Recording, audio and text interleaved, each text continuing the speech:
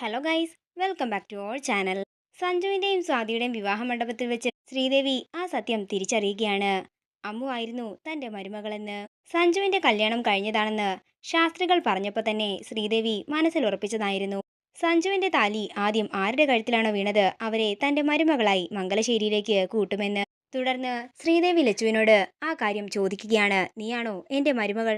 നിന്റെ കഴുത്തിലാണോ സഞ്ജു താലി കെട്ടിയത്? അവസാനം പിടിച്ചു നിൽക്കാനാകാതെ സത്യങ്ങളെല്ലാം ശ്രീദേവിയോട് തുറന്നു പറയുകയാണ് ലച്ചു.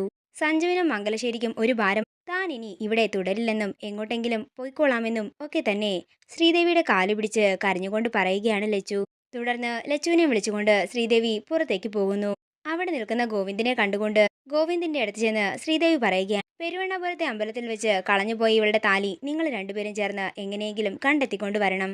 അങ്ങനെ ഗോവിന്ദും ലച്ചുവും താലി തേടി പോവുകയും അവസാനം താലിയും കൊണ്ട് തിരികെ വരികയും ചെയ്യുന്നു. തുടർന്ന് ലച്ചുവിനോട് ആ താലി കഴുത്തിലണിയാൻ പറഞ്ഞ് മംഗലശ്ശേരിയിലേക്ക് കൂട്ടിക്കൊണ്ടു പോവുകയാണ് ശ്രീദേവി. പിന്നീട് കാണിക്കുന്നത് നിറഞ്ഞ പുഞ്ചിരിയോടെ, സ്നേഹത്തോടെ, സന്തോഷത്തോടെ ശ്രീദേവി നിലവിളക്ക് കൊടുത്ത് ലച്ചുവിനെ അകത്തേക്ക് സ്വീകരിക്കുന്നതാണ്. ലച്ചുവും സന്തോഷത്തോടെ നിലവിളക്ക് വാങ്ങി മംഗലശ്ശേരി വീടിന്റെ അകത്തേക്ക് കയറുന്നു.